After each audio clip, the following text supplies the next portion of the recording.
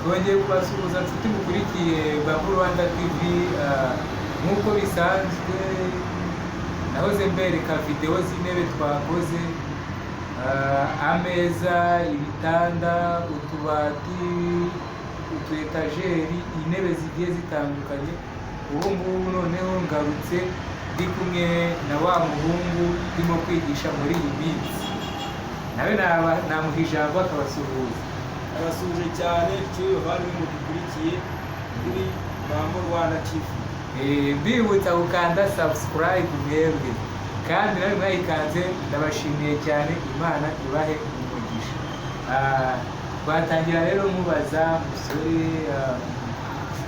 maze amezi abiri niko watubwiye muri ya video yashize.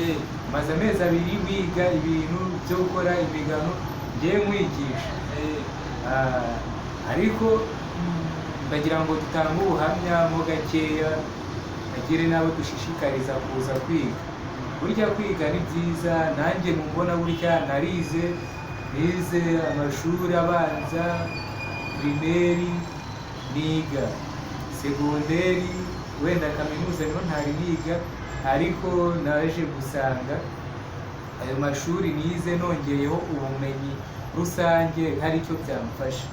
Ubwo nahisemo kubona ahantu bari kwigisha ibintu by'imigano, bibonye gutya namwe mba ndi kubashishikariza, mbibona ku mbuga bari kubyamamaza, ubwo nahise mvuga ati aba bantu uwabisura.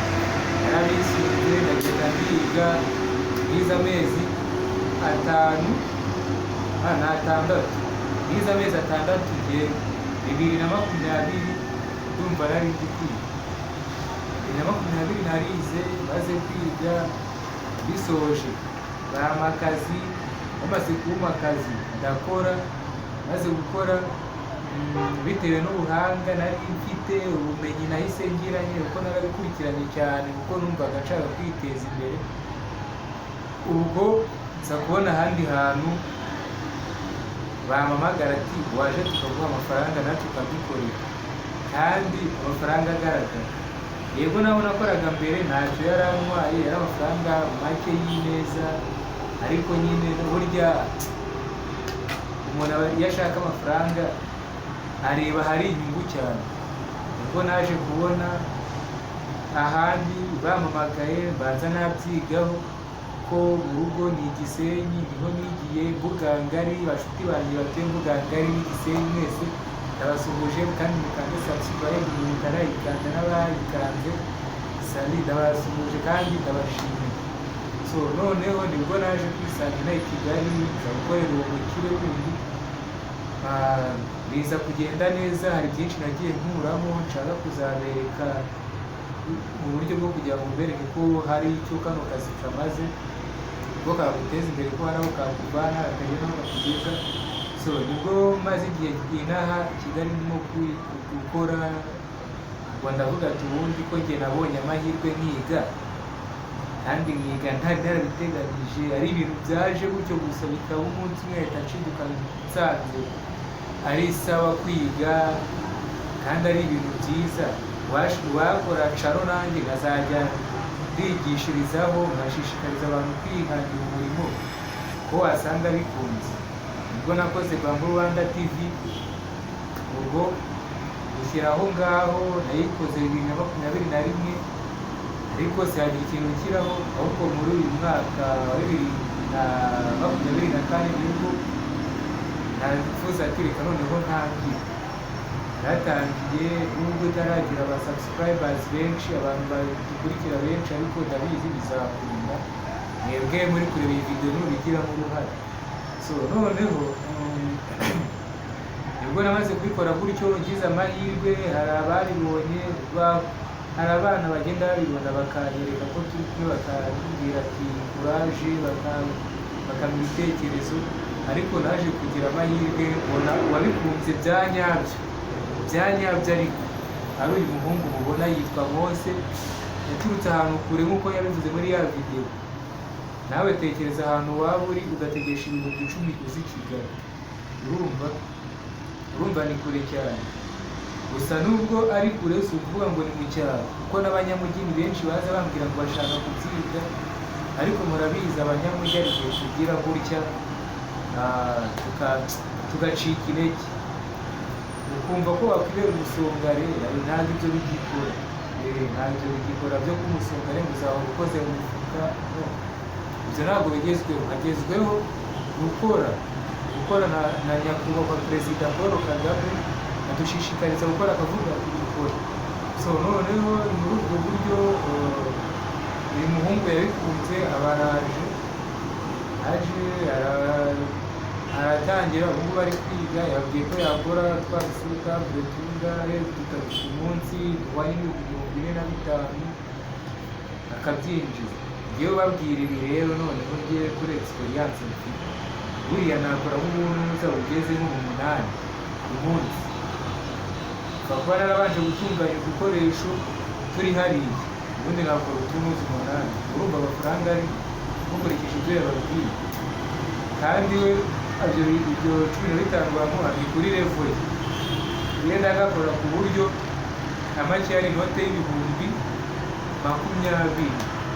Urumva noneho rero reka dutangire nanone ndi kumubaza noneho bose tubahaye ikaze kuri channel yacu ya Bango Rwanda TV. Nanone murakoze kunyakira, ndashimiye. Batubwiraga ko wagize harya, ubundi watubwira muri make Mose ni muntu ki, se wize amashuri angahe, ese uri mu myaka ingahe, ese biriya bintu wabibonye gute kugira gusa? Murakoze. Nitwa Niringiyimana Moise nk'uko mwabivuze. Nize amashuri abanza n'ayisumbuye, numva ko mfite diplome. Kugira ngo rero nkunde aka kazi, nari ndimo nyonga igare ndi ku muhanda, mbona intebe. Wigeze ubaho n'umunyonzi? Ufite gusa ushaka ka perimi ukajya utwara ka moto? Na perime naje kwishaka ndayibona, abandi nubwo nyibonye ntabwo bihagije, nshobora no kuba nakiga undi mwuga. Mbona intebe ku muhanda, mvana iriya ntebe ko ari nziza, nshaka kumenya aho iyo ntebe yaturutse. Ndavuga ati rwose nanjye iriya ntebe nakiga kuyikora, nko guhita nkunda uyu mwuga, nkavuga nti uyu mwuga nawe byanze bikunze nzawiga umenye.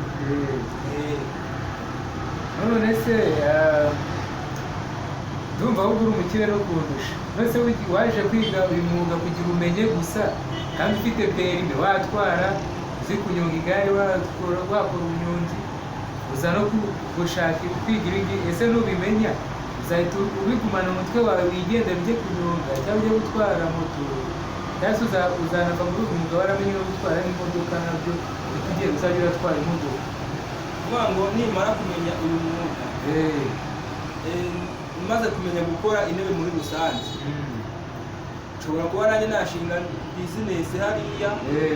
Nibyo shaka abakozi dukorana, ubundi iterambere kugira ngo bimuze bigere.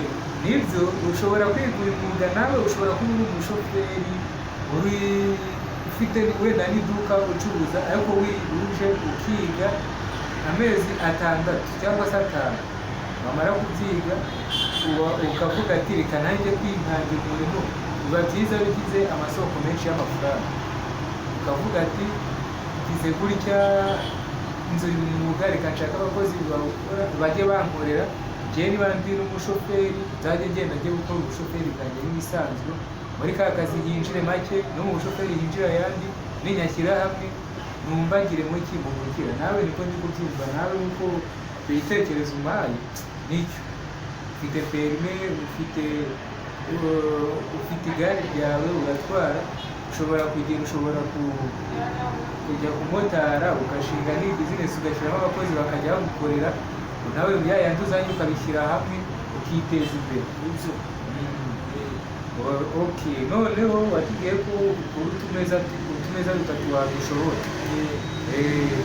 Ubu ngubu ntabwo washobora nko gukora intebe nayo ntagerageza nta rwego rwo nkayikora, bitewe na na design y'ubwoko bwayo. Oui.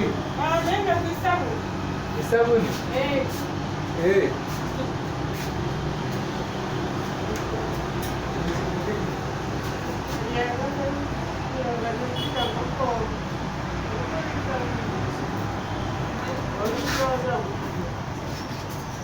Ihari n'iyi?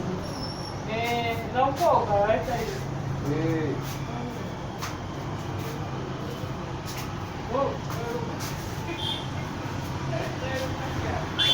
Okay. Nagendo. So, noneho batubwiraga muri make ufite perime uruhushya rwo gutwara byita mu kinyarwanda ufite uruhushya rwo gutwara ibinyabiziga abifite iyihe kategori? Ufite kategori A. Siko nanjye ubwanjye tuvugana na provisoire mfite. Ni ukugira ukagashaka. Ari agakoresho kagufasha gukora transport. Iyo nayigira sinjye mu muhanda gunkore, ariko ari ukuvuga ngo njyewe ubwanjye nzajya nyitemberaho niba yemewe kugera ku gihugu. Ndabona ubutumwa waduhera aba bantu badukurikiye, abashuti bacu, abavandimwe, noneho dusoze. Ubutumwa natanga mbere ya byose mukande subscribe kugira ngo dufatanye mu kwiga gusangizanya mbese ubutumwa muri makeya. Nk'uko ari bababwiye, nimukande subscribe, mukande no kuri ku nzogera, mukore share ndetse munakande like, ubundi tujye tubereka video nshyashya zigezweho. Murakoze cyane, Imana ibahe umugisha.